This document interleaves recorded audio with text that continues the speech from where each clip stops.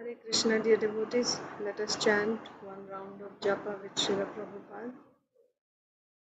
Namo Om Vishnu Padaya Krishna Prishtaya Bhutale Srimate Bhakti Vedanta Swami Niti Namane Namaste Saraswate Devi Gauravani Pracharine Nirvishesha Shunyavadi Paschatya Deshatarine Jai Sri Krishna Chaitanya Prabhu Nityananda Sri Advaita Sri Vasudev Gaur Bhakta Hare Krishna, Krishna Krishna, Hare Hare, Hare Ram, Ram Ram, Hare Hare. Hare Krishna, Krishna Krishna, Hare Hare, Hare Ram, Ram Hare. Hare Krishna,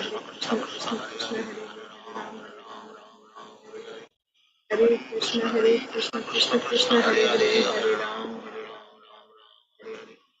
Hare Krishna, Krishna Krishna, Hare Hare, Hare Ram, Hare Krishna, Krishna Krishna, Hare Hare, Hare Ram, Hare Krishna, Krishna Krishna, Hare Hare, Hare Ram, Ram, Hare Krishna, Krishna Hare Hare, Hare Ram, Ram Hare Hare, Hare Krishna, Krishna Hare Hare, Hare Ram, Hare Krishna, Krishna Hare Hare, Hare Ram, Hare Krishna, Krishna Hare Hare, Hare Ram, Hare Krishna, Krishna Hare Hare, Hare Ram, Hare Krishna, Krishna Hare Hare Ram, Hare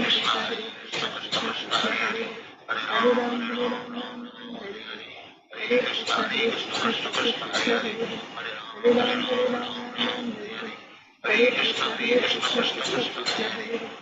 Ram, Hare Krishna, Krishna Hare Hare Ram, Hare Krishna, Krishna Hare Hare Ram, Hare Krishna, Krishna Hare Hare, Hare Ram,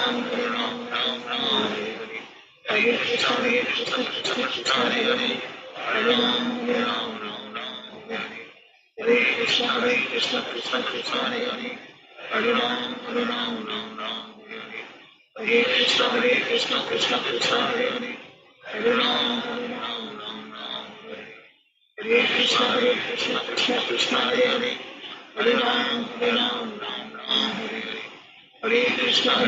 Krishna, Krishna Hare Hare, Hare Ram, Hare Krishna, Krishna Hare Hare, Hare Ram, Hare Krishna, Krishna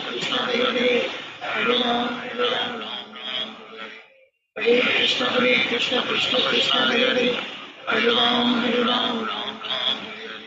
Hare Krishna, Krishna Hare Hare, Hare Ram, Hare Krishna, Krishna Hare Hare, Hare Ram, Hare Krishna, Krishna Hare Hare,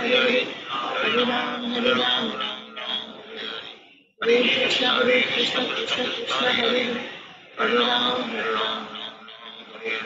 Hare Krishna, Krishna Hare Hare, Hare Ram, Hare Krishna,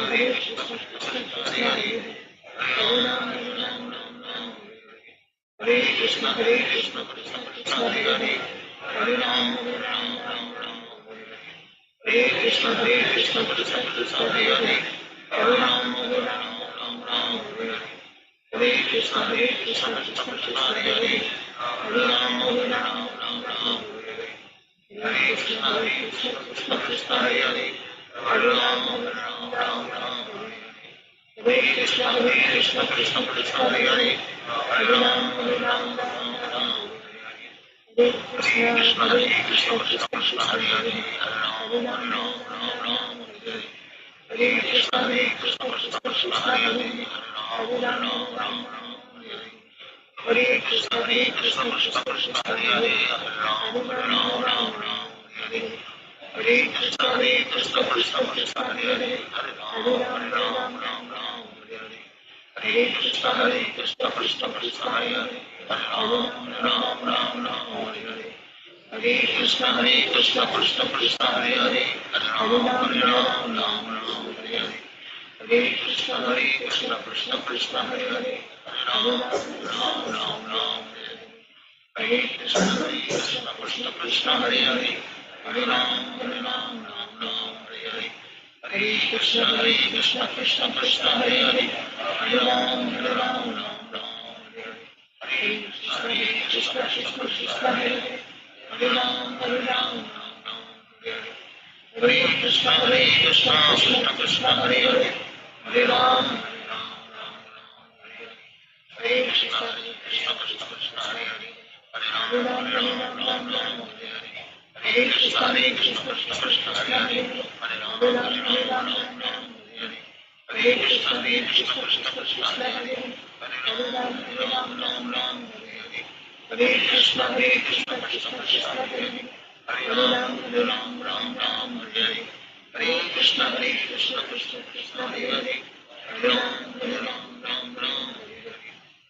Krishna, Krishna Krishna, Hare Hare. Hare Ram, Hare Krishna, Krishna Krishna, Hare Hare. Hare Ram, Hare Krishna, Krishna Krishna, Hare Hare. Hare Ram, Hare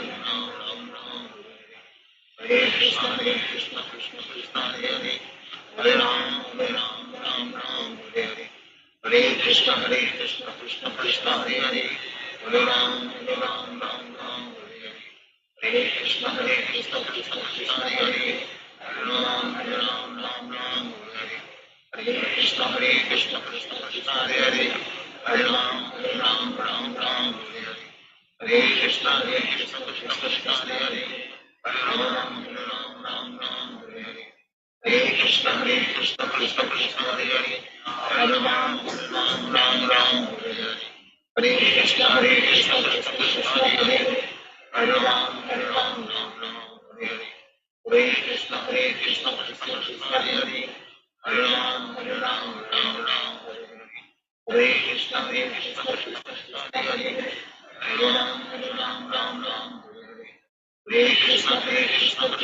Hare Hare. Hare Ram, Hare Krishna, Krishna Krishna, Hare Hare. Hare Ram, Hare Krishna, Krishna Krishna, Hare Hare. Hare Ram, Hare Krishna, Krishna Krishna, Hare Hare. Hare Ram, Hare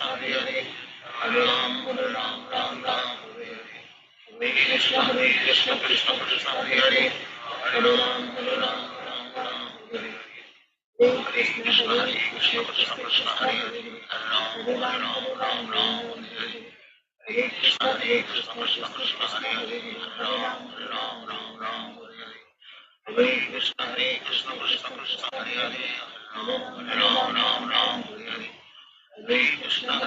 Krishna, Krishna Krishna, Hare Hare. Hare Ram, Hare Hare. Hare Krishna, Krishna Krishna, Hare Hare. Hare Ram, Hare Hare.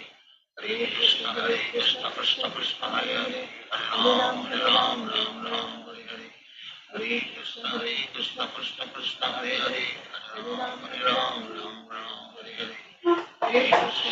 Krishna, Krishna Krishna, Hare Hare. Hare Ram, Hare Hare. Hare Krishna, Krishna Krishna, Hare Hare. Hare Ram, Hare Hare. Hare Krishna, Krishna Krishna, Hare Hare. Hare Ram, Hare Hare. Hare Krishna, Krishna Krishna, Hare Hare. Hare Ram, Hare Hare. Hare Krishna, Krishna Krishna, Hare Hare. Hare Ram, Hare Krishna, Krishna Krishna, Hare Hare. Hare Ram, Hare Krishna, Krishna Krishna, Hare Hare.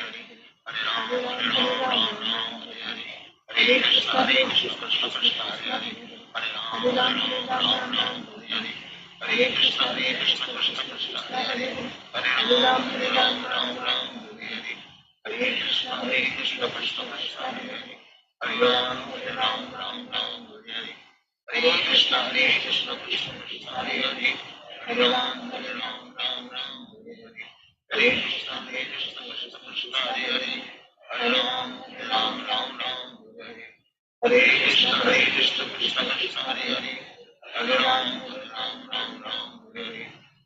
Krishna, Krishna Krishna, Hare Hare. Hare Ram, Hare Krishna, Krishna Krishna, Hare Hare. Hare Ram, Hare Krishna, Krishna Krishna, Hare Hare. Hare Ram, Hare Hare. Hare Krishna, Krishna Krishna, Hare Hare. Hare Ram, Hare Hare. Hare Krishna, Krishna Krishna, Hare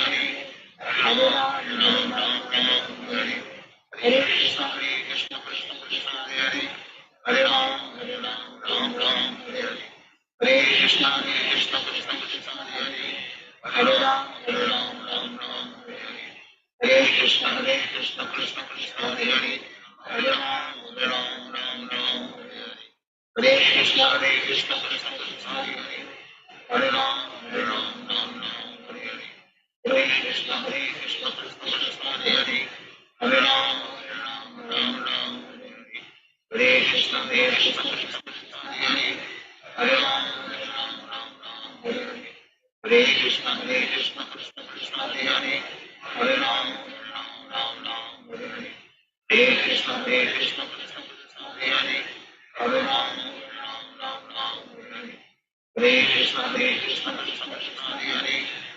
Ram, Ram, Hare Hare. Hare Krishna, Krishna Krishna, Hare Hare. Hare Ram, Ram, Hare Hare. Hare Krishna, Krishna Krishna, Hare Hare. Hare Ram, Hare Hare.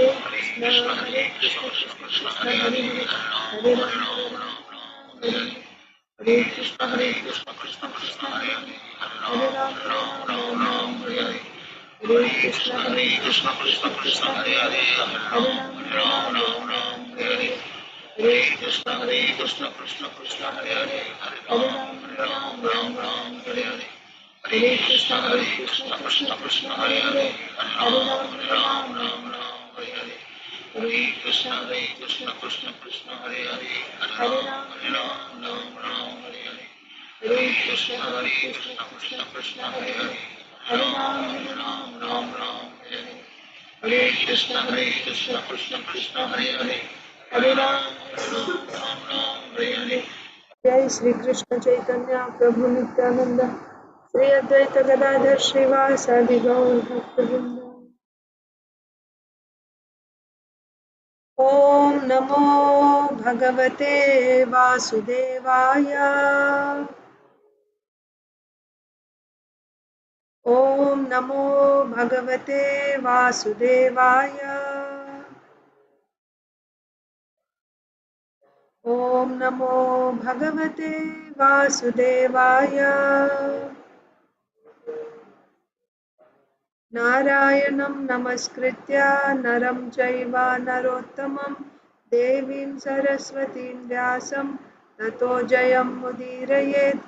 नष्टप्रायेष्वभद्रेषु नित्यं भागवतसेवया भगवत्युत्तमश्लोके भक्तिर्भवति नैष्टिकी। नमो विष्णुपादाय कृष्णप्रेष्ठाय भूतले श्रीमते भक्तिवेदांत स्वामिन्निति नामिने। नमस्ते सारस्वते देवे गौरवाणी प्रचारिणे निर्विशेषा शून्यवादी पाश्चात्यदेशतारिणे। जय श्री कृष्ण चैतन्य प्रभु नित्यानंद श्री अद्वैता गदाधर श्रीवासादि गौर भक्तवृंद। हरे कृष्णा कृष्णा कृष्णा हरे हरे हरे राम राम राम हरे हरे। ग्रंथराज श्रीमद् भागवतम की जय। Shrimad Bhagavad Gita as it is की जय। श्रील प्रभुपाद की जय। समवेत गौर भक्त वृंद की जय। Hare Krishna, dear devotees, welcome to today's Srimad Bhagavatam for all session. And I'm sorry for joining late today. Let's recite Bhagavad Gita shloka. We are reciting from Srimad Bhagavad Gita as it is, chapter 10, text 41. Does anyone need to go first? Aditi Lata Mataji.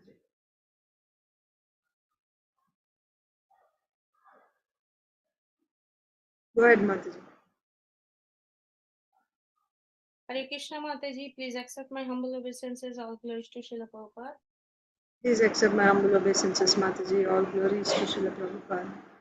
Yad yad vibhuti matsatvam Srimad Uchitam eva va tattat eva va gachatvam mamate jomsa sambhavam. Know that all opulent, beautiful and glorious creations spring from but a spark of my splendor. Thank you, Mataji. Hare Krishna. Hare Krishna Mataji. Hare Krishna Arunita. Yad yad vibhutimat sattvam Srimad Ujjatameva cha Eva va. Tat tad eva gachat Evava gachatvam. evavagachatvam mamo tejo misa Tejomsha sambhavam. tejosham sambhava. Translation. Know that all opulent, beautiful, and glorious creations spring from the spark of my splendor. Hare Krishna.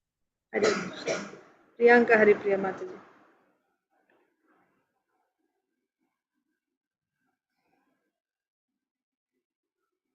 No? Okay. Anyone else needs to go first? We'll go in order then. Achinta Dev Prabhu.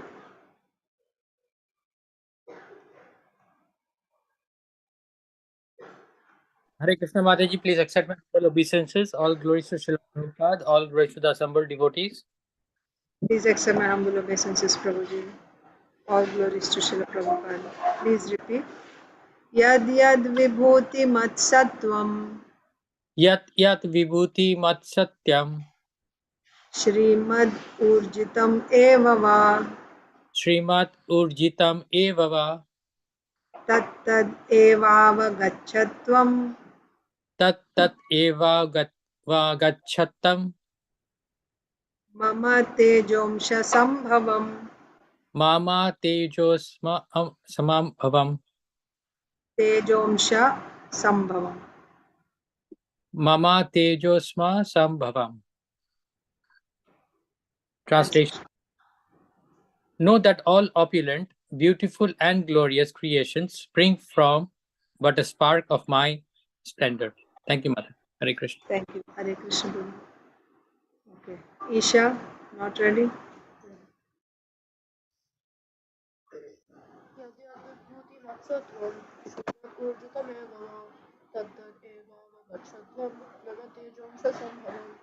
Know that all opulent, beautiful, and glorious creations spring from but a spark of my splendor. Krishna Ashish. यद्यद् विभूतिमत्सत्त्वं श्रीमद् वा तत्तदेवावगच्छत्वं मम तेजोंशसम्भवम्. Know that all opulent, beautiful, and glorious creations spring from but a spark of thy splendor. Madhava. Vibhuti-matsatvam Srimad-Ujjatameva Tattad-eva-vagachatvam Mamatejossambhavam. Know that all opulent, beautiful, and glorious creations spring from but a spark of my splendor. Rasapriya. यद्यद्विभूतिमत्सत्त्वं श्रीमदूर्जितमेव वा तत्तदेवावगच्छत्वं मम तेजोंशसम्भवम्. Know that all opulent, beautiful, and glorious creations spring from but a spark of my splendor. Lokesh. Hare Krishna Mataji. Dandavat pranam, Jai Shri Prabhupada, Jai Guru Maharaj. Dandavat pranam Mataji. Jai Shri Prabhupada. Yad yad vibhuti matsattvam Srimad Ujjitam eva va Tattad eva vagachatvam Mamo tejomsa sambhavam. Know that all opulent, beautiful, and glorious creations spring from but a spark of my splendor. Thank you. Hare Krishna Mataji. Hare Krishna. Lokesh. यद् विभूतितं मत्सत्त्वं श्रीमद् ऊर्जितम् एव वा तत्तदेवावगच्छत्वं मम तेजोसम्भवम्. Know that all opulence, beautiful, glorious, and glorious creations spring from but my spark of splendor. Thank you, Mataji. Hare Krishna. Thank you, Mataji. Prabhu is thanking. Okay. Sonia Mataji. Hare Krishna Mataji, please accept my humble obeisances. All glories to Srila Prabhupada. Please accept my humble obeisances, Mataji. All glories to Srila Prabhupada. Yad yad vibhuti mattattvam Srimad Urjitam eva va tat tad eva vagachatvam mama tejosha sambhavam. Hare Krishna. Sorry, translation. Note that all opulent, beautiful, and glorious creations spring from but a spark of my splendor. Hare Krishna. Hare Krishna Mataji. Usha Mataji and Medha.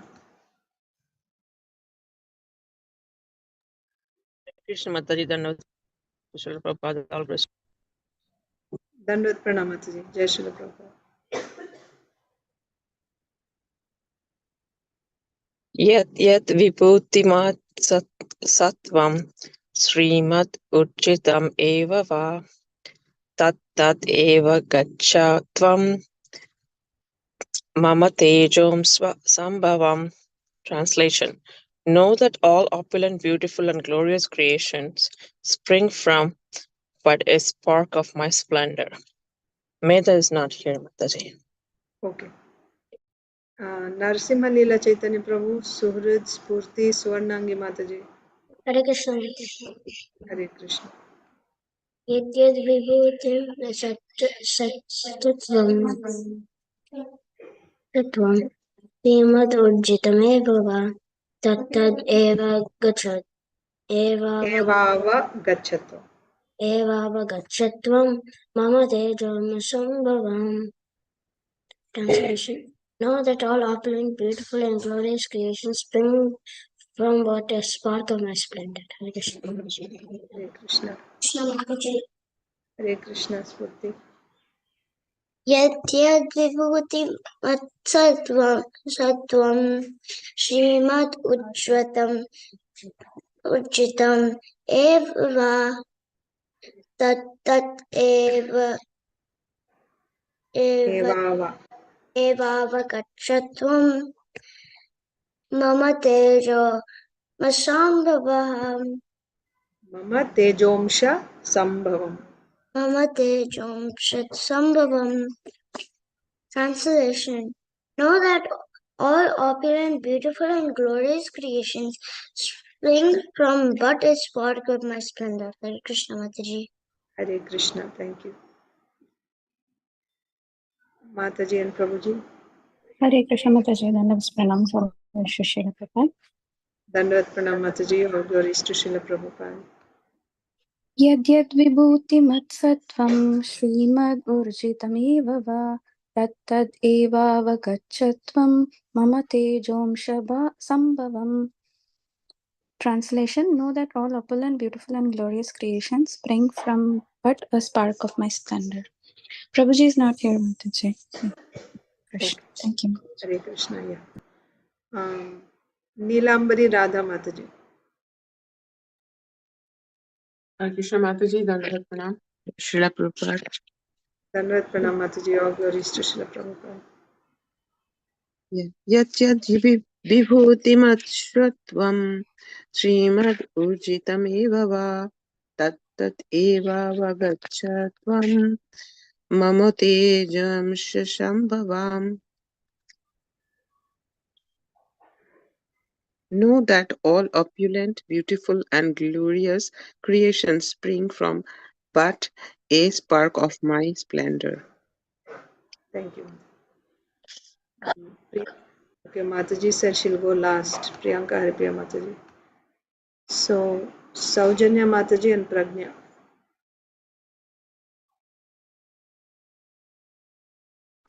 Hare Krishna Mataji, Dhanavad Pranam, Sarva Srila Prabhupada, and the rest of assembled devotees. Dandavad Pranam Mataji. All glories to Srila Prabhupada. Yat yat vibhutimat sattvam Srimad Urjitam eva va tat tat eva vagachatvam mama tejo sambhavam. Know that all opulent, beautiful, and glorious creations spring from but a spark of my splendor. Hare Krishna. Hare Krishna. Pragya?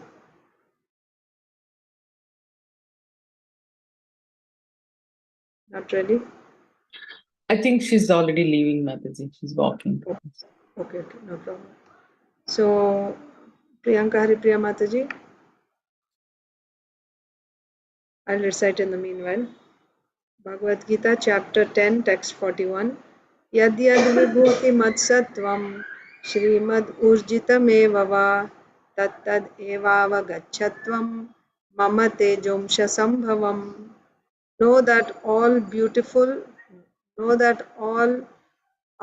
opulent, beautiful, and glorious creations spring from but a spark of my splendor.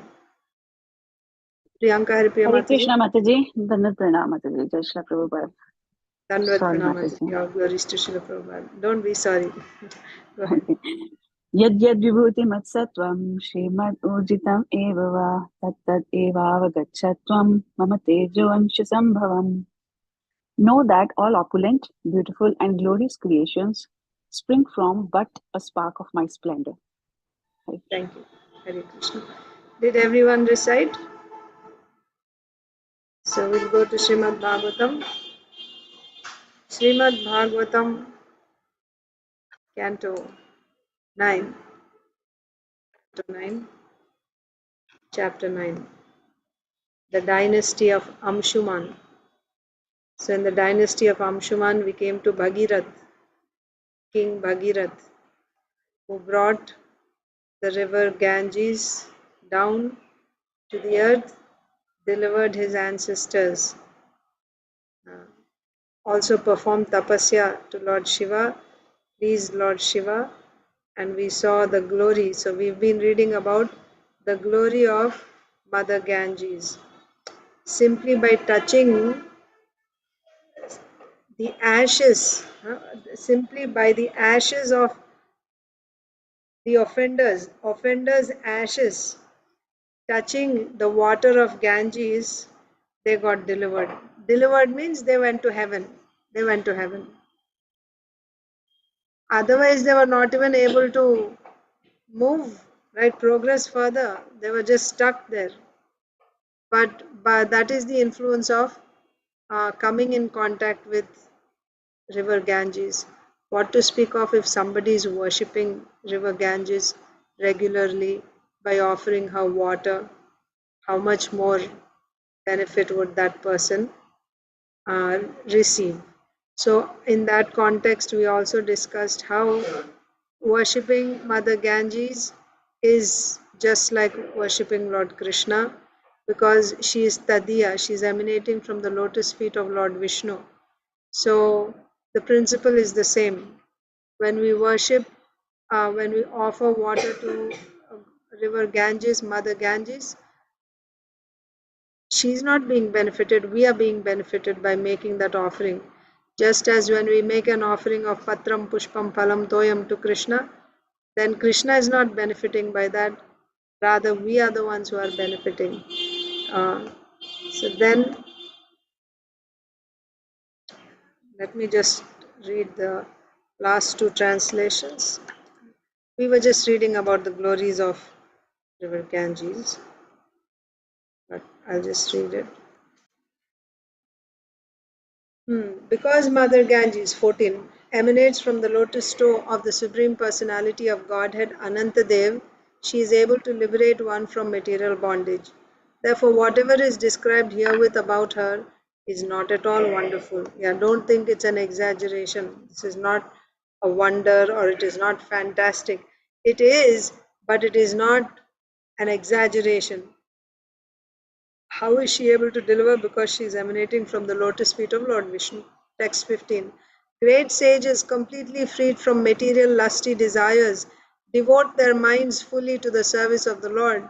Such persons are liberated from material bondage without difficulty, and they become transcendentally situated, acquiring the spiritual quality of the Lord.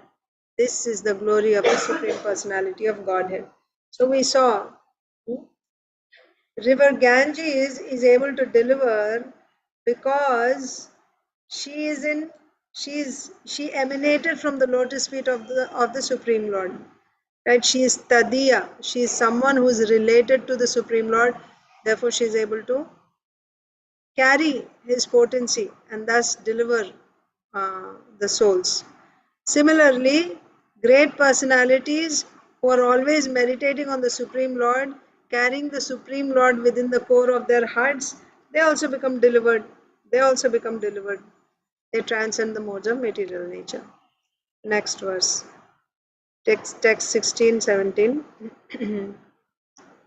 Whose turn is it today? Lokesh, I Lokesh. think. Yeah, thank you, Mataji. Shruto bhagirathajagye tasya nabho paro bhavat sindhudvipastatastasmad ayutayustato bhavat rituparno nalasakho yoshva vidyam ayan nalad tatvakshah hridayam chasmai sarvakamastu tatsutam. But Bhagirath had a son named Shruta, whose son was Namba. This son was different from the Namba previously described. Namba had a son named Sindhudvipa. From Sindhudvipa came Ayutayu, and from Ayutayu came Rituparna, who was a friend of Nalaraja. Rituparna taught Nalaraja the art of gambling, and Nalaraja gave Rituparna lessons in controlling and maintaining horses. The son of Rituparna was Sarvakama. So remember, I'll keep reminding you again and again, just in case you forget. We are reading the 9th canto, and in the 9th canto, Parikshit Maharaj wanted to know about the descendants of Vaivasvata Manu. Vaivasvata Manu had, of course, first he had Sudyumna, who became a woman, and then later on, once again, he became a man, like he would go back and forth, right? And after that, Vaivasvata Manu had 10 sons by performing tapasya. He got 10 sons.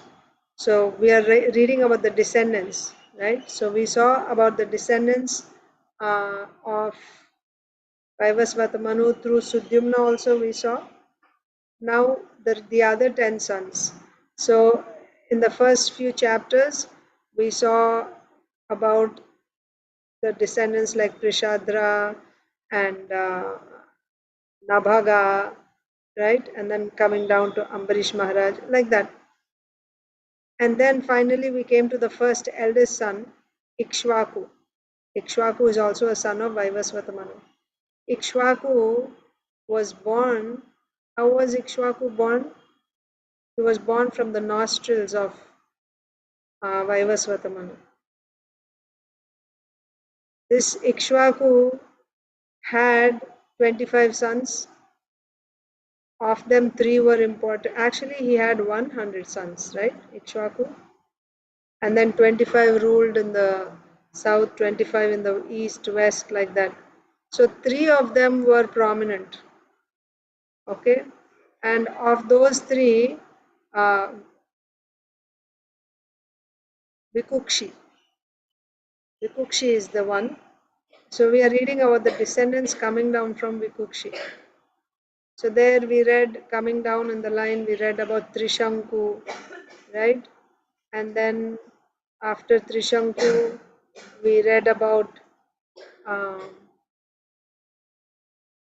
who is after Trishanku? Sagara? No. Some very prominent king came after Trishanku. Who?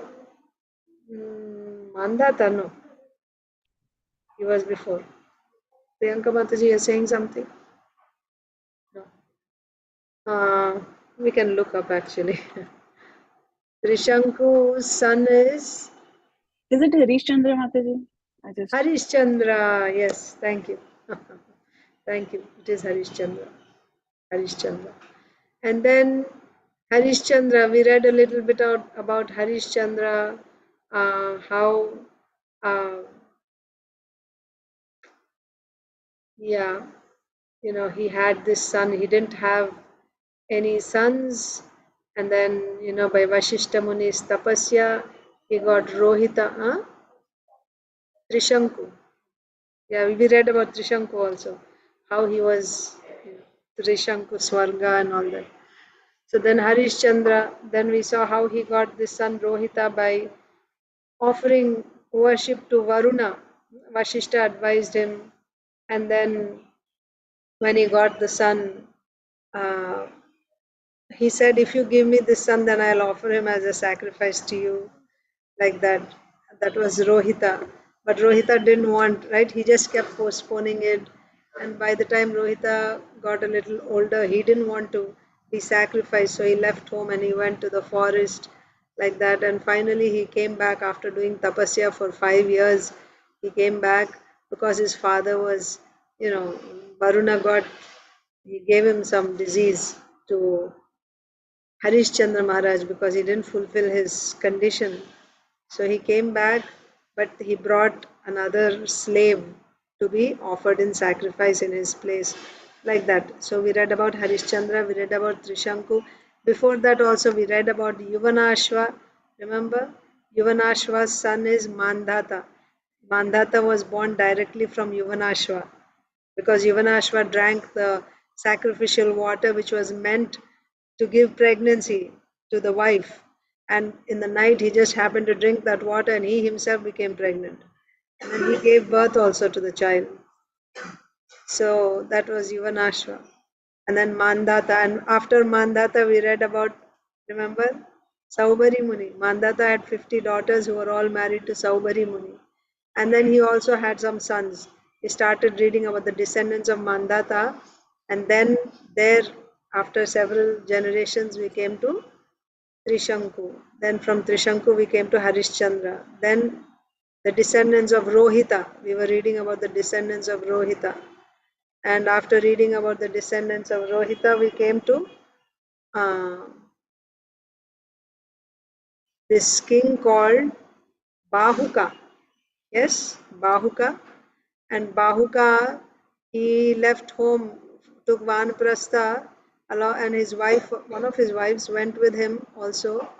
And then when he gave up his body finally, his wife wanted to commit sati, but this Muni, Aurva Muni, forbade her from doing that because she was pregnant. And then, so she didn't commit sati, but her co-wives gave her poison out of jealousy, maybe. So they gave her poison, but the baby came out along with the poison. Therefore, he's called Sagara, who came with the poison, Sagara. So then we read about how Sagara was also under the guidance of Aurva Muni. He performed tapasya, yagyas, right, offering oblations to forefathers. So, yeah. Sagara had 2 wives. The older wife had 60,000 sons. Sumati had 60,000 sons. The second wife, Keshini, had one son called Asamanjasa. Asamanjasa. Then we read about the history of Asamanjasa. Anyway, so Sagara performed this. He was going to perform this Ashwamedha Yagya, but the horse was stolen by Lord Indra. So looking for the horse, his sons, 60,000 sons, went looking. And while they were looking for the horse, they dug trenches in the earth, and that got filled with water, and it came to be known as Sagara, ocean. That's how the oceans were formed. Finally, they came to Kapil Dev's ashram. They found the horse there. They thought it was Kapil Dev who stole the horse. So they attacked Kapil Dev. But because of this offense, the temperature of their body, the heat, fire element in their body increased, and they got burned to ashes instantly. Now the horse is also not back, the sons are also not back. So Sagara King Sagara's another wife, Keshini's son Asamanjasa, he was a yogi in his past life. right? So he left home. You know that story. So then he had another son called Amshuman. So Amshuman was a great, very devoted, and he was dedicated to serving his grandfather. So he went looking for his uncles. He also came to Kapil Dev's ashram, but his behavior was just the opposite. He recognized Kapil Dev to be the Supreme Lord, Lord Vishnu. So he bowed down, started offering prayers, right? Very nice, beautiful prayers that how can we know you? Unless you give intelligence, who will know? Those who are conditioned, they cannot understand that which is transcendental. You are transcendental, like that. That means my uncles also could not have understood you. So only when you give intelligence can we understand. So hearing the prayers of Amshuman, Kapil Dev was very pleased. And then he said, he gave the horse back. And also he said, as far as your uncles, they can only delivered by Goddess Ganga. When Goddess Ganga touches, you have to bring her down to the earth. When her water touches them, then only they can be delivered. So then Amshuman took the horse, went back, completed Sagara Muni, King Sagara completed the sacrifice. Amshuman performed tapasya, but his whole life was spent, but he could not succeed in bringing river Ganges down. Then his son Dilipa also performed tapasya. His life was also spent, still Goddess Ganga didn't come down. And then Dilipa's son Bhagirath, he performed tapasya and Goddess Ganga. That's how we came to Bhagirath. After reading about all the descendants of Vaivasvata Manu. So now we are going to go further because our journey is to read about all the descendants of Vaivasvata Manu. So we had read up to Bhagirath. Now we are going to read further after Bhagirath. So what did we read here? Bhagirath had a son named Shruta, whose son was Nabha. This is different Nabha, right? Not the same Nabha. Well, of course, we read about Nabhaga and Nabhaga, but here it is said Nabha. But Srila Prabhupada is saying this son was different from the Nabha previously described. Ambarish Maharaj's father is Nabhaga. This is different. Nabha had a son named Sindhudvipa. From Sindhudvipa came Ayutayu, and from Ayutayu came Rituparna. So many generations passed after Bhagirath, and here is Rituparna. Who is Rituparna? You know from Mahabharata, Nala Damayanti, the story of Nala, King Nala. Nala Maharaj was also an expert cook, and he was also, he also lost his kingdom in gambling, but he was very famous for his, and also how he married Damayanti. Damayanti was the most beautiful lady. So yeah, so this we read about this history in Mahabharata. So this Rituparna, who is a descendant of Bhagirath, several generations after Bhagirath, Rituparna is a friend of Nalaraja. Rituparna taught Nalaraja the art of gambling, and Nalaraja taught Rituparna how to maintain horses, how to control and maintain horses. Now further, the son of Rituparna was Sarvakama, purport. So Mataji and Prabhuji are there, Lokesh? No, Mataji. Okay, Usha Mataji, you are able to read?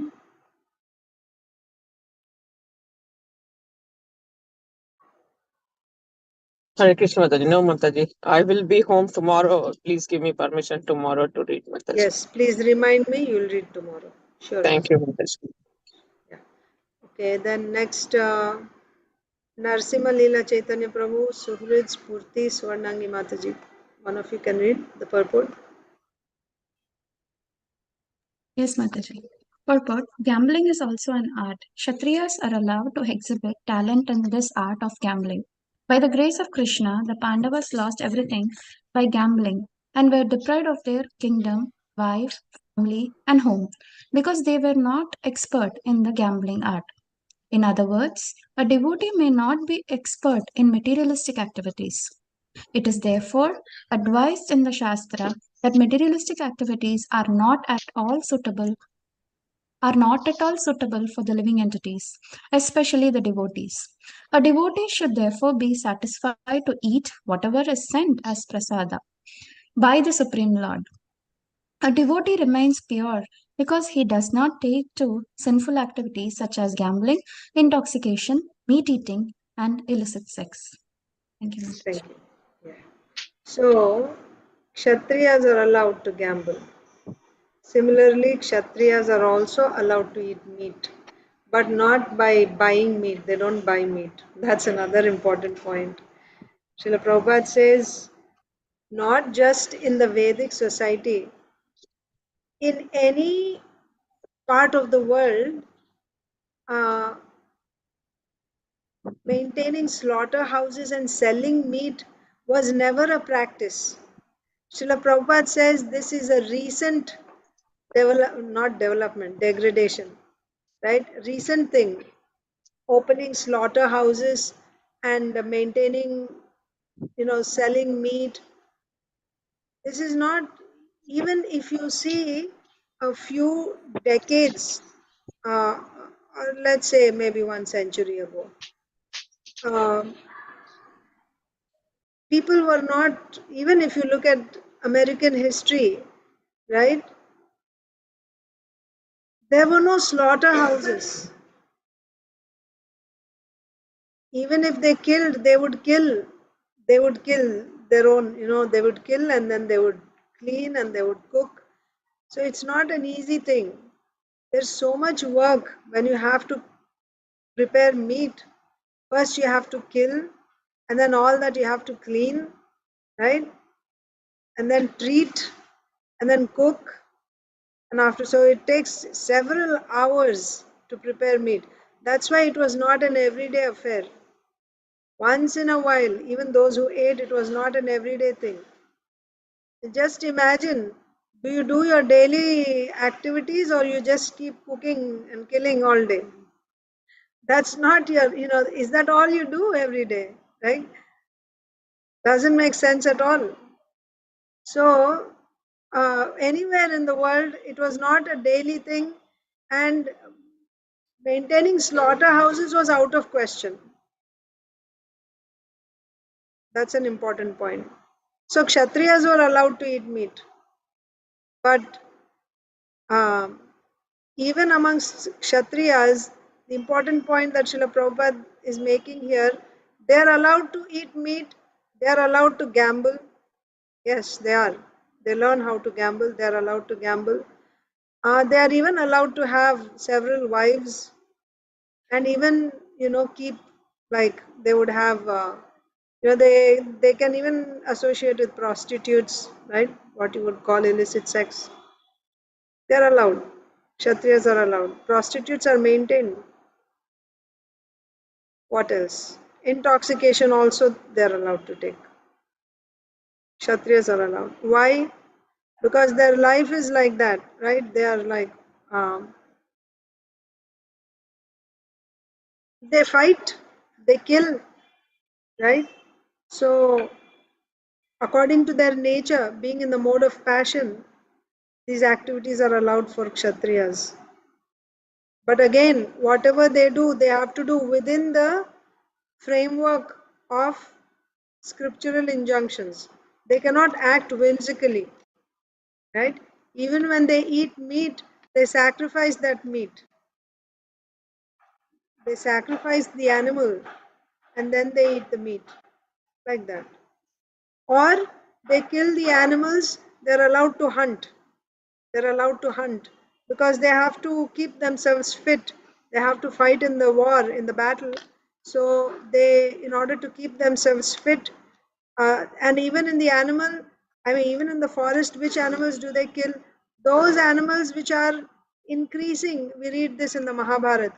If one particular, uh, you know, if the animals are going out of proportion in numbers, right? They're growing too many, and thus causing an imbalance or causing a disturbance where the sages are performing their tapasya, then the Kshatriyas go and hunt there, like that.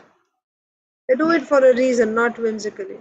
Nevertheless, the point that Srila Prabhupada is making here is, when someone is a devotee, then it's not required. As Kshatriyas, the Pandavas were allowed to gamble, they gambled, but they were not expert at that. They were not expert. These 4 activities, even though they are allowed, they are materialistic activities. Meat eating, intoxication, gambling, and illicit sex. There may be a sanction, but still they are, after all, materialistic activities. So devotees are not expected to be expert in materialistic activities. Rather, they can completely do without these activities. What to speak of not being expert? They don't even have to do these activities. It's better that they don't even engage in these activities. Now, sometimes Srila Prabhupada says, when they open these slaughterhouses, several times Srila Prabhupada asks the Christians, and they say, Jesus Christ sometimes ate fish. So there's nothing wrong, because in the 10 commandments, the first commandment is thou shalt not kill. Then why you Christians are killing? Srila Prabhupada would challenge. Right? They kill and they serve meat in their churches, right? Prayer meetings, and you'll see outside the church, it's written that today the feast is this fish or this meat or something. Whereas the first commandment is thou shalt not kill. Then why you're killing? Then they say even Jesus Christ ate fish sometimes. So Srila Prabhupada says, he may have eaten sometimes, but and even that, when he ate, it's not like he was buying from the slaughterhouse. There were no slaughterhouses. When there is no other food to survive, then you may accept. But that does not mean now you have an organized facility for killing and eating meat. That was never sanctioned in any religion. Maintaining slaughterhouses is not sanctioned by any religion. This is a modern development, rather degradation. So the point that Srila Prabhupada is making here in this purport is, devotees, for living entities, right? Materialistic activities are not suitable for the living entities, period. They are not suitable. Then why that sanction is given if they are not suitable? Because some people, according to their modes, those who are in the modes of passion and ignorance, they will do it anyway. So if there is no sanction in the scripture, and if you do it, what will happen? You will go to hell. So out of kindness, to restrict them, because they just cannot do without it, like they are so attached. So then, okay, some little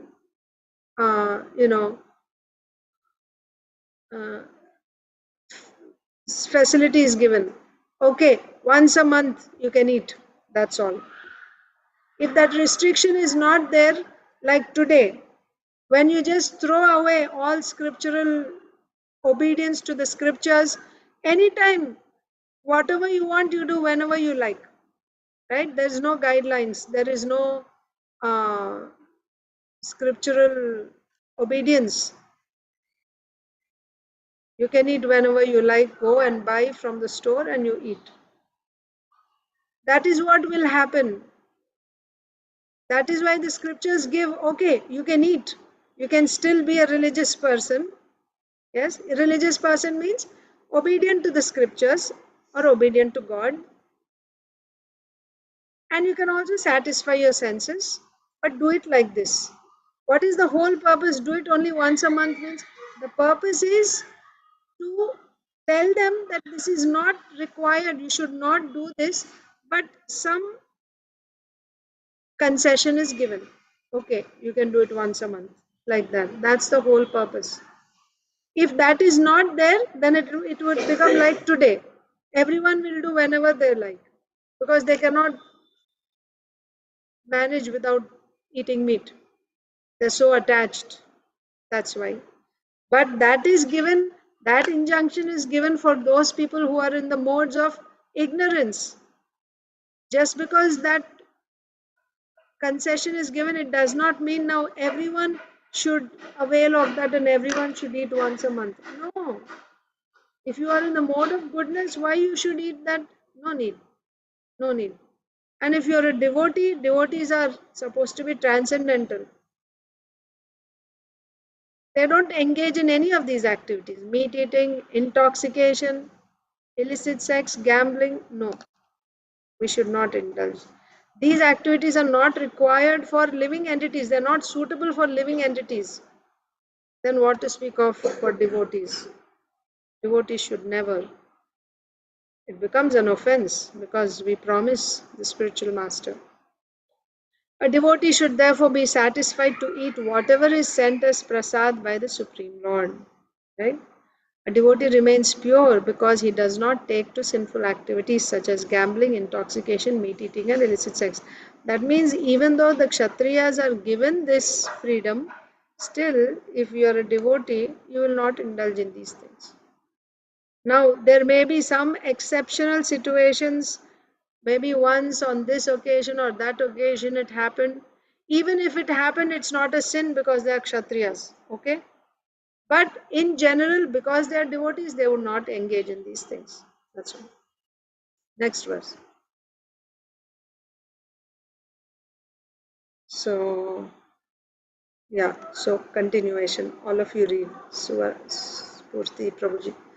Tatah studasastatputro damayanti patirnripaha ahur mitra saham yam vai kalma shangrim utakvachit vashishtha shapad raksho bhud anapatyah swakarmana.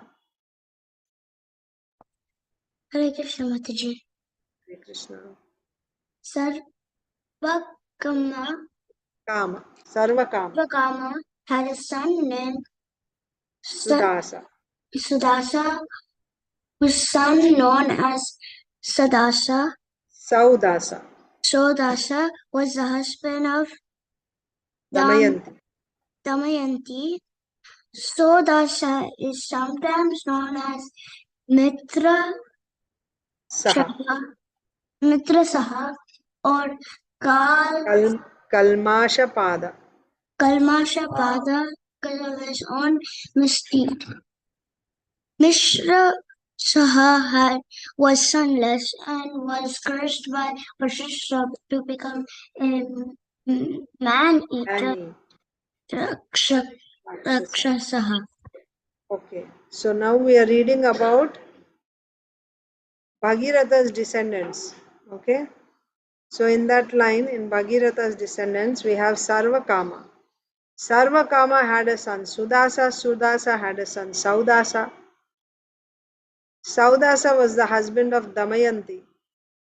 So this may be a different Damayanti because that we already saw. That was a different generation, right? Ancestors. Rituparna's friend was Nalaraja. Nalaraja's wife is Damayanti. So this is different. So Sarvakama's son is Sudasa. Sudasa's son Saudasa. Saudasa's wife is Damayanti. Saudasa is also called Mitrasaha or Kalmashapada, Damayanti's husband. Because of his own misdeed, this Saudasa or Mitrasaha, he didn't have any sons and was cursed by Vasishtha to become a Rakshasa. Okay? Saudasa is also known as Mitrasaha or Kalmashapada, and he didn't have any sons and he was cursed by Vasishtha Muni to become a man-eater Rakshasa. We'll find out why. Or we read it in the summary part. Sri Rajo Vacha Kim Nimitto Guru Shapaha Saudasasya Mahatmanaha Etad Veditumichamaha Kathyatam Naraho Yadi. Yeah, next. O Sukadeva Goswami, why did Vasishtha, the spiritual master of Saudasa, curse the great soul? I wish to know of this. If it is not confidential matter, please describe it to me. Yes. Why? Vashishta Muni is cursing his own disciple to become a Rakshasa. What did he do? That was Parikshit Maharaj's question. Sri Shuka Uvacha Saudaso Mrigayam Kinchit Charan Raksho Jaghanaha Momocha Bhrataram Sotha Gataha Prati Chikirshaya Sanchintayannagam Ragyah Suda Rupa Dharo Grihe Gurave Bhoktu Kamaya Paktva Ninye Naramisham. Prabhuji? Hare Krishna Mataji. Yes, Prabhuji. Sukadeva Goswami said, one Saudasa went to live in the forest where he killed a man-eater Rakshasa but forgave and released the man-eater's brother. That brother, however, decided to take revenge. Thinking to harm the king, he became the cook at the king's house. One day, the king's spiritual master, Vasishta Muni, was invited for dinner, and the Rakshasa cook served him human flesh. Yes. So this is what happened. Question was, why Vashishta Muni cursed Saudasa to become a Rakshasa? So this is the history. Once Saudasa was in the forest and he killed one Rakshasa, a man-eater Rakshasa. So, but he had a brother. Just like when Bhimsen went to the forest, there was Hidimbi and her brother Hidimba. He killed Hidimba, but not Hidimbi, right? Something like that. So Saudasa went to the forest and there was one Rakshasa and his brother Rakshasa. Both were there. He killed this man-eater Rakshasa, but he took pity on the brother and he didn't kill the brother. He spared his life. So this brother wanted to take revenge on Saudasa for killing his brother. So what did he do? He became a cook in the kitchen of Saudasa. He must have gone there in disguise. And once Vashishta Muni was invited for prasadam at Saudasa's house or kingdom, palace, and this Rakshasa's brother who was in the kitchen, he served meat to Vashishta Muni. This is what happened.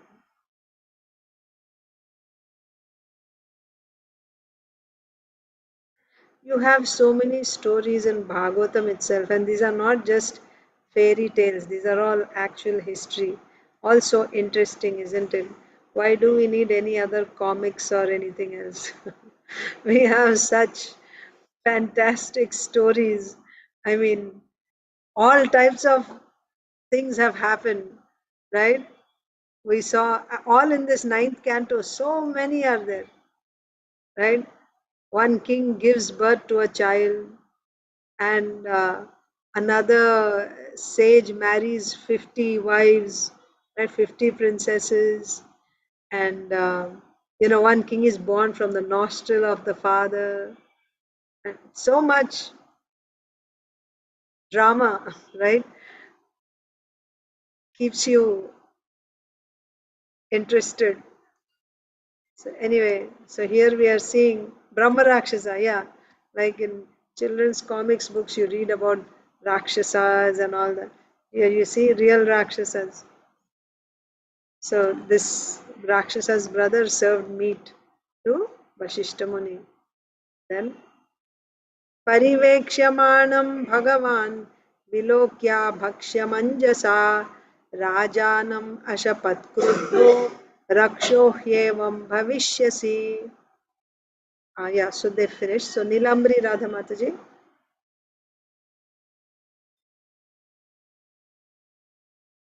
Mataji is not here? Or? Yes, Mataji.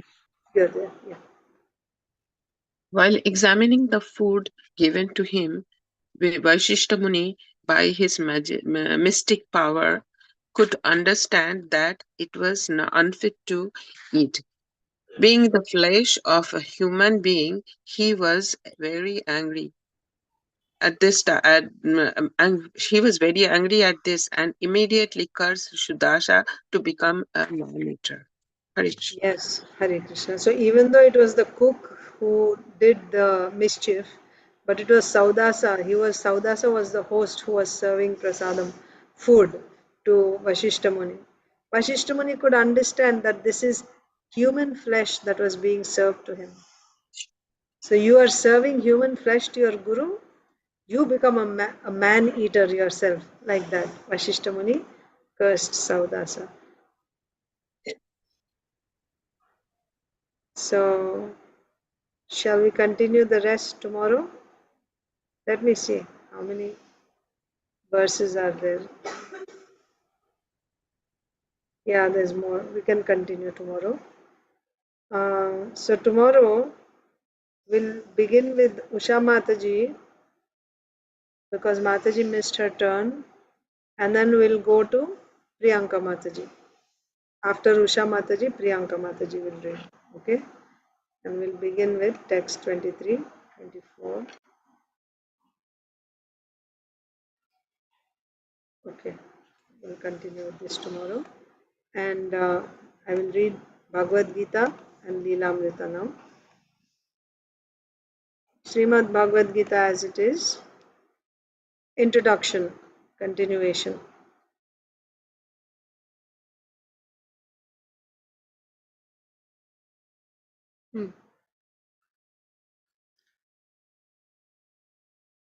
Yes, so yesterday we were reading about how the Lord has complete arrangement. Yes, even the external energy is also completely equipped. So the whole program is for the living entities to realize their position as servants of the Supreme Lord and go back to Godhead. That is actually the purpose. But of course, being conditioned souls, they want to enjoy, so that facility is also given. But the thing is, it's complete. The point of the previous paragraph is everything is complete here. Whatever incompleteness we are experiencing is because of lack of knowledge of the Supremely Complete, the Supreme Lord. Next, all Vedic knowledge is infallible. Infallible means that which never fails, right? It is perfect, it is absolute. There's no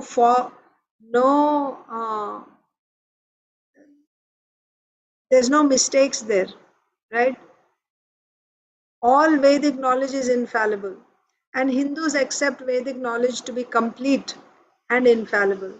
For example, cow dung is the stool of an animal, and according to Smriti or Vedic injunction, if one touches the stool of an animal, he has to take a bath to purify himself. But in the Vedic scriptures, cow dung is considered to be a purifying agent. Leave alone getting contaminated. If you come from a contaminated place, by touching the cow dung, you'll become purified. This is also said in the Vedic scriptures. One might consider this to be contradictory, but it is accepted, even though you may think, how come? Cow is an animal, animal stool is contaminating, and cow is an animal, but cow stool is not contaminating, rather it is purifying.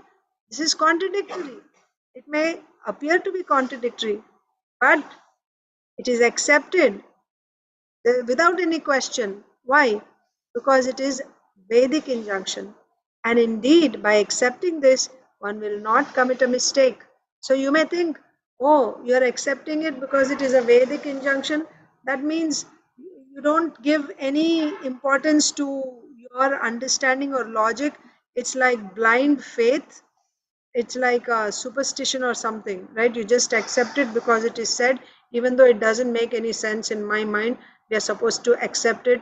Like, we are like dull people. We don't have our own intelligence. We just take it as it is. No, it's not like that. Without doing any research, if you accept it, there is no harm. But if you want, you can also test it and it will prove to be true. That's the point. So what is the point here? That cow dung purifies you. Indeed, by accepting this, one will not commit a mistake. Subsequently, it has been proved by modern science that cow dung contains all antiseptic properties. So, Vedic knowledge is complete because it is above all doubts and mistakes. And Bhagavad Gita is the essence of all Vedic knowledge. Bhagavad Gita is the essence of Vedic knowledge. And Vedic knowledge is complete and it is infallible. And the essence of all Vedic knowledge is Bhagavad Gita. So what do you understand by that? Any Vedic statement you have to accept as it is. It is infallible. And Bhagavad Gita is the essence of the Vedas. That means whatever is said in the Bhagavad Gita has to be accepted as is, without any questions. Vedic knowledge is not a question of research. It's not a question of research. Our research work is imperfect because we are researching things with imperfect senses. Remember, Brahma, Pramada, Karana Patava, Vipralipsa, 4 defects of the senses and the mind and intelligence. So, with such imperfect instruments, whatever research we do, the result is also going to be imperfect. We have to accept perfect knowledge which comes down as is stated in Bhagavad Gita. Why? Bhagavad Gita is the essence of the Vedas and the Vedas are infallible. Infallible means they are perfect. There is no imperfection in the statements of the Vedas. And Bhagavad Gita is the essence of the Vedas. So therefore we must accept perfect knowledge. Perfect knowledge does not need research. It does not need research to find out whether it is right or not. Because it is Vedic knowledge, it is perfect. Simply accept it. Yes. So we have to accept perfect knowledge which comes down as is stated in Bhagavad Gita by the parampara, disciplic succession. We have to receive knowledge from the proper source in disciplic succession, beginning with the Supreme Spiritual Master, the Lord Himself, and handed down to a succession of spiritual masters. Right? Arjun, the student who took lessons from Lord Sri Krishna, accepts everything that he says without contradicting him. So sometimes you get a question, oh, someone so and so Baba or so and so Sadhu is very popular, they have a big following and looks like they are also devotees, they appear to be devotees. How do we know if they're bona fide or not? Because they have such a big following, should we just accept that they are? How do you know? First of all, first question is you have to see whether they're coming in a parampara. It's essential. It's essential. They cannot just be self-made sadhus. This is Krishna's system. That's what I look for. However great, in the sense, however popular somebody may be, with all respects, not to, challenge or, offend, but we have a right to know the truth, right? We don't have to get cheated. So I will just go and ask, find out, right? Find out what is the succession. Most people fail there itself. In fact, almost all people fail there itself. Most of them will say they are self-made. Or even if they go back, they will give a name.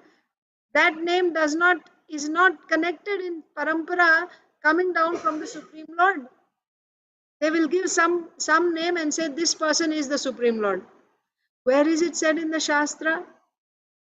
Where is it said?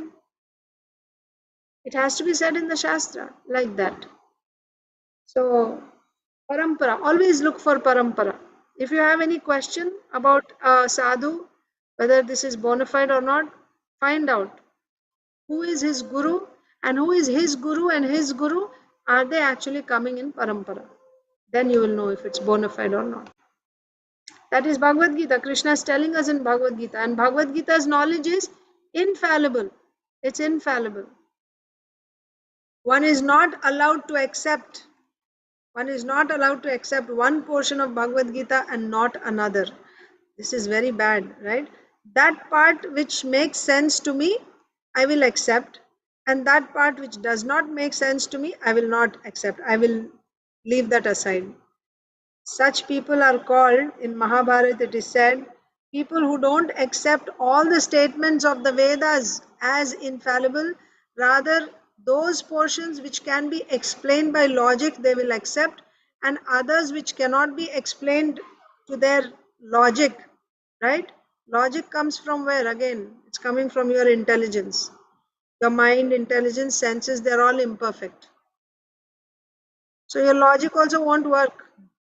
So those statements which cannot be explained by logic, they will say, no, we will not accept those. But those which can be explained by logic, we will accept. Such people are called cunning foxes, according to Shastra. You accept a portion of the scripture and the other portion you leave, then such people are called cunning foxes. Guntanakka. That's what they're saying. So we must, Guntanakka means cunning fox in Telugu. We must accept Bhagavad Gita without interpretation, without deletion, and without our own whimsical participation in the matter. That means we shouldn't add anything from our side, and we shouldn't remove anything thinking that, oh, this is not suitable to the audience, I'll delete this. No, you must accept and present it as it is. The Gita should be taken as the most perfect presentation of Vedic knowledge.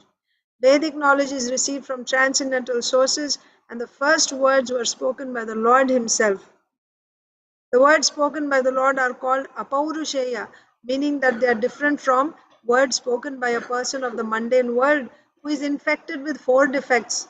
A mundaner is sure to commit mistakes, pramada, is invariably illusioned, brahma, has the tendency to cheat others, vipralipsa, and is limited by imperfect senses, karana patava. With these 4 imperfections, one cannot deliver perfect information of all pervading knowledge. So what did we learn in these 2 paragraphs, or this particular paragraph? We learned that the knowledge coming from the Vedas, in both these paragraphs actually, is infallible, it is perfect, as opposed to the knowledge that we get from our logic and from our direct perception, which has 4 defects. So that is not perfect. Okay? Now we will read little bit of Leelamrita and we will end the session. Srila Prabhupada Leelamrita.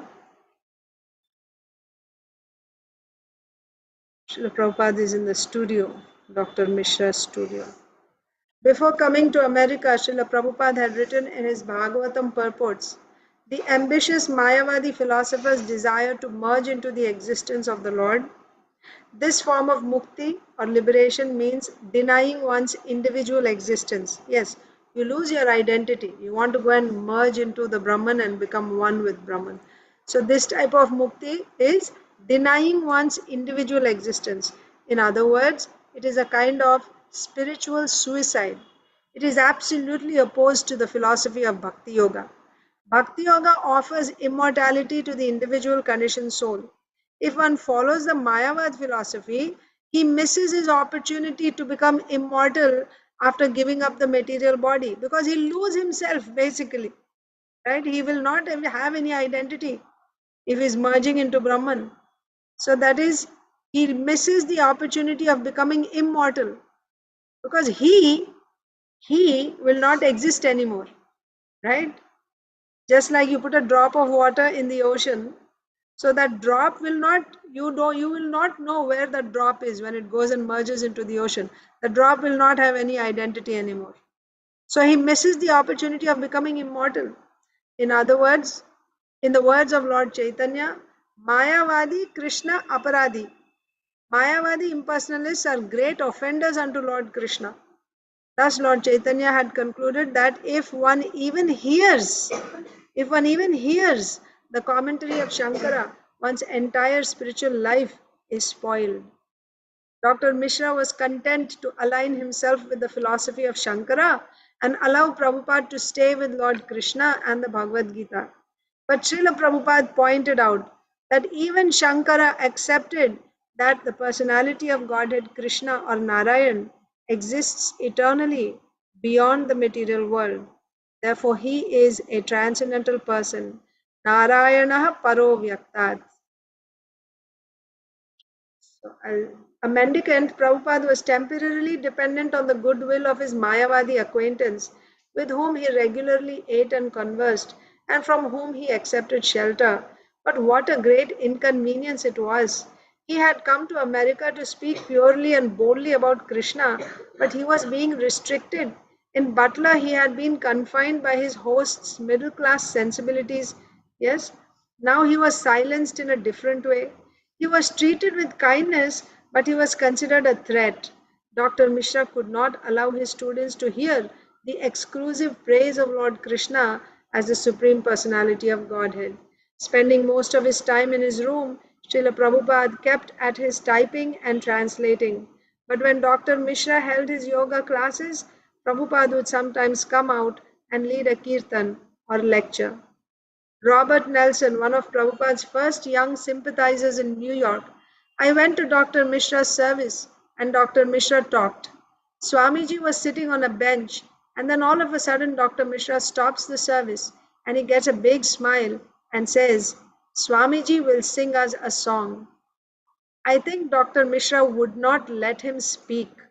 Somebody told me Dr. Mishra didn't want him to preach.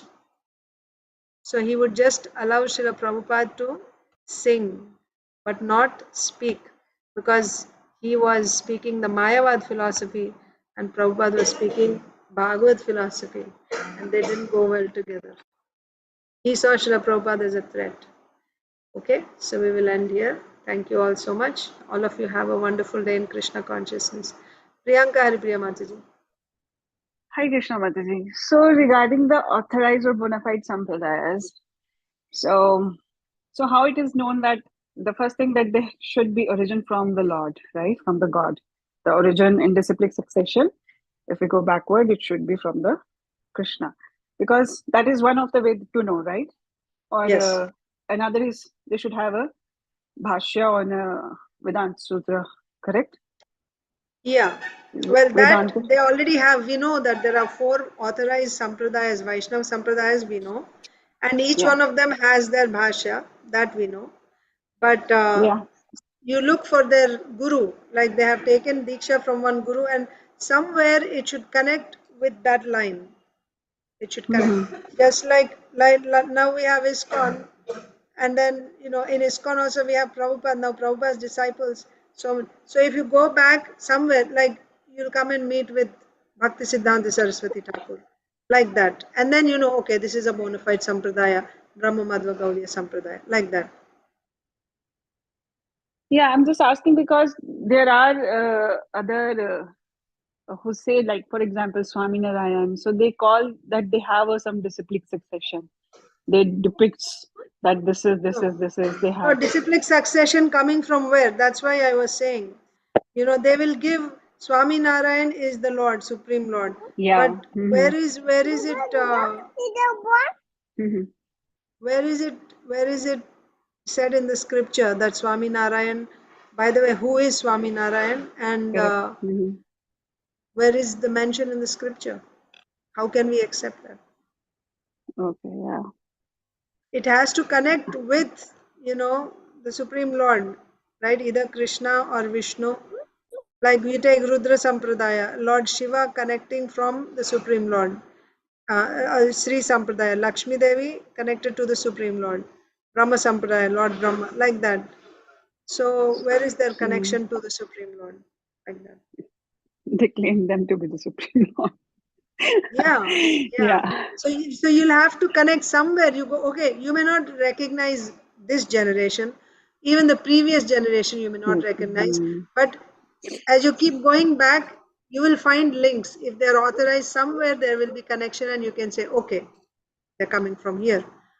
Okay. Like you say, Vallabhacharya, when you say, and you go back and you'll see, oh, they're actually coming from Rudra Sampradaya.